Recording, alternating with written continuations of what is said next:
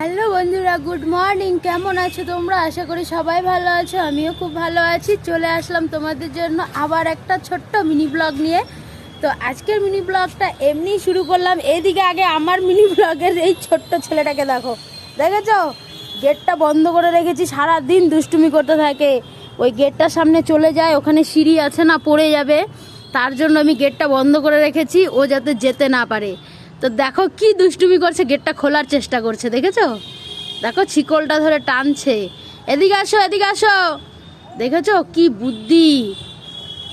এতটুকু বাচ্চার মাথায় কত বুদ্ধি, তাহলে তোমরাই দেখো। আর আজকে বন্ধুরা আমার মনটা সকাল থেকে খুবই খারাপ। তো মনটা খারাপ আছে অন্য কারণে, সেটা আমি বলবো না, বলা যাবে না, কি বলবো আর। তো মনটা ভীষণ খারাপ। ঘুম থেকে উঠে চা খাইনি, হয়ে গেল একচোট ঝগড়া, প্রচণ্ড ঝগড়া।